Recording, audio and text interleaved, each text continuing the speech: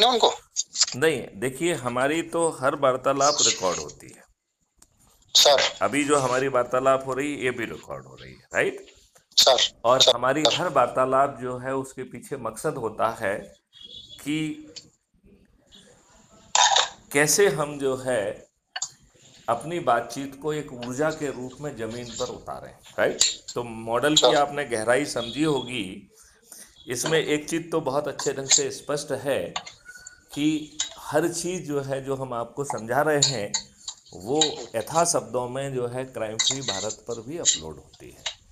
तो सर। अब अपन कल बात करेंगे, लेकिन मैं आपको ये बताना चाहूँगा कि किसानों के लिए जो मॉडल है वो इतना रोमांचकारी है कि आज की हमारी जो सरकार है वो उनको एक एमएसपी मिनिमम सपोर्ट प्राइस देने में घबराई हुई है और बहाने करती है कि हमारे ऊपर 10,000 करोड़ का बोझ आ जाएगा, यही कहती है।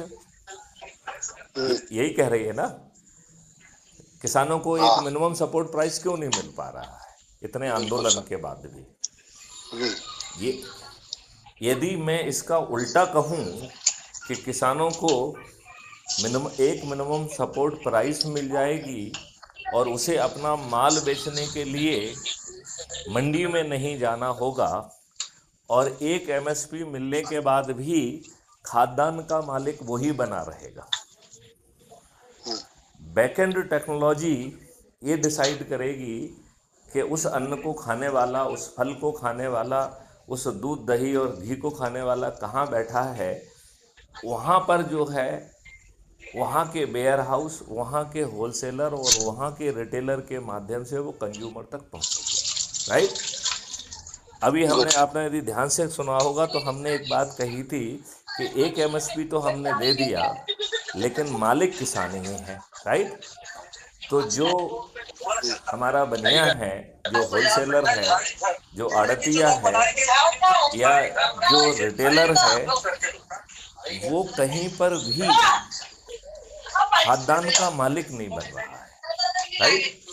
तो हम और आप बनिया कम्युनिटी से इस बात को अच्छे ढंग से समझते हैं कि हम, और हमारे तो यहाँ पे तो गल्ले का व्यापार होता था तो मैं और बारीकी से समझता हूँ।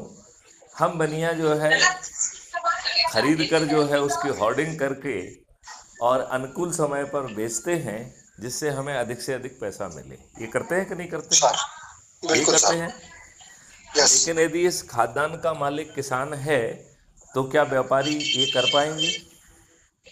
कभी नहीं। नहीं कर पाएंगे। तो व्यापारी जो है वो सर्विस प्रोवाइडर बन गया है। अभी वो खाद्यान्न का मालिक हो बनता था, वो उसे कहीं छिपा के किसी स्टोर में रखता था, आर्टिफिशियल स्केर्सिटी पैदा करता था, फिर उसे ऊंचे दामों में वो बेचने में सफल होता था। यही करता था कि नहीं करता था? जी सर। अब यदि मालिक किसान ही है तो ये होलसेलर और रिटेलर हम चाहें तो इनको बाईपास भी कर सकते हैं। हम टेक्नोलॉजी के माध्यम से सीधे किसानों तक पहुंच सकते हैं। लेकिन यदि हम ऐसा करेंगे तो बेचारे ये व्यापारी, होलसेलर और रिटेलर ये कहाँ जाएंगे? बात समझ रहे हो कि नहीं समझ रहे हो? लिहाजा होलसेलर और रिटेलर को उपयोग किया जाएगा। और अब जो है चूंकि वो मालिक नहीं है तो वो एक कंड्यूट बने हैं। और कंड्यूट इनको इसलिए बनाया गया है कि उससे उनका जीविकोपार्जन चले और उन्हें जो वो सेवाएं दे रहे हैं उनके लिए उनको सर्विस फीस दी जाएगी। और जो एंड कंज्यूमर है उसे उसे 3 एमएसपी पे बेचा जाएगा। तो जो 2 एमएसपी का फर्क है वो किसान के जो है कॉस्ट सेटलिंग अकाउंट में जाएगा और उसी से जो है सभी लोगों का भुगतान होगा। और सर। खेत के किसान को अपने खेत में काम करने के लिए मजदूरों को ना खोजना पड़ेगा, ना उन्हें मजदूरी देना होगी। उन्हें ट्रेंड करके भेजने की जिम्मेवारी हमारी होगी। हमारी टेक्नोलॉजी गुड। उनको वहाँ भेजेगी, तो वो काम करेंगे और भुगतान उसका कॉस्ट सेटलिंग अकाउंट से होगा, राइट। और बढ़िया। जो वो राइट। बीज है उसका भुगतान भी किसान को नहीं करना पड़ेगा, उसका भी कॉस्ट सेटलिंग अकाउंट से होगा। गायों की यस संख्या सर। 10 गुना बढ़ा के उससे जो ऑर्गेनिक जो है खाद बनेगी, उसमें माइक्रोब्स बनेंगे, वो भी किसान के खेत में पहुंच जाएंगे, उन्हें किसान को खरीदना नहीं पड़ेगा, उसका पेमेंट ऑटोमेटिकली डेबिट अकाउंट से हो जाएगा, जिसका बोझ किसान के ऊपर नहीं आएगा। तो आपकी मिट्टी जीवित हो जाएगी, पानी ऊपर आ जाएगा, आपको एक एमएसपी मिल गया और खर्चा जीरो हो गया, तो आपकी आमदनी 5 गुना हो गई कि नहीं हो गई? बिल्कुल सर। और आप सभी तनावों से मुक्त हो गए। ना आप मजदूर खोज हाँ। रहे हो, ना आप कटाई के लिए खोज रहे हो, ना आप ट्रांसपोर्टर को खोज रहे हो, ना आप मंडी में जा रहे हो, ना आपको कुछ करना पड़ रहा है, और आपको 5 गुना आमदनी हो रही है, और आपकी और सेहत क्या से चाहिए? लेके हर चीज सुधारने की भी व्यवस्था होगी, क्योंकि आपको फंडामेंटल राइट टू हेल्थ भी मिल रहा है, फंडामेंटल राइट टू भोजन मिल रहा है। तो बताइए, आपकी जिंदगी, किसानों की जिंदगी कितनी आसान होगी। बिल्कुल सुधर जाएगी सर। तो आप ये बताइए, अभी जो किसान इतना बड़ा आंदोलन कर रहे हैं, वो करते रहे अपने लाभ के लिए, लेकिन यदि वो क्राइम फ्री भारत मिशन से जुड़ जाते हैं, और 9 दिन में हम यदि 100 करोड़ की संख्या पे पहुंचते हैं, तो हमें कोई आंदोलन नहीं करना पड़ेगा। ये नरेंद्र मोदी जी खुद हमारी बात मानने के लिए विवश होंगे, और 21 महालक्ष्य और 5 फंडामेंटल राइट को जमीन पे उतारने की जिम्मेवारी भी उनकी सीमित ही होगी। उन्हें केवल टास्क फोर्स बनाना है, और आगे का काम मैथिली गुप्त को करना है। और यदि सर माननीय नरेंद्र मोदी जी ऐसा कर देंगे, तो 500 पार हो जाएंगे कि नहीं हो जाएंगे? बिल्कुल हो जाएंगे। तो ये लाभ का सौदा है कि नहीं? और ये लाभ का सौदा है सर। यदि वो नहीं मानते हैं, तो हमने आपको वो मॉडल बता दिया है कि किसी भी राजनीतिक पार्टी का कोई भी राजनेता नहीं जीतेगा। केवल हमें अपनी ईमानदारी से अपने लोगों को जोड़ना है, संगठनों के पास जाना है, उनके सामने बात रखना है, और इस क्रम में लग जाना है, चमत्कार हो जाएगा। हो जाएगा ठीक कि है। नहीं हो जाएगा? बिल्कुल सर। तो आपको फिर एक गांव से नहीं रुकना पड़ेगा, फिर गांव गांव का जो है दौरा करना पड़ेगा, और लोग बाग खुद बगल वाले गांव में दौरा करें, वहाँ पे आयोजन करें, और क्राइम फ्री भारत के जो यूट्यूब चैनल में वीडियो अवेलेबल हैं उनको सुन लें।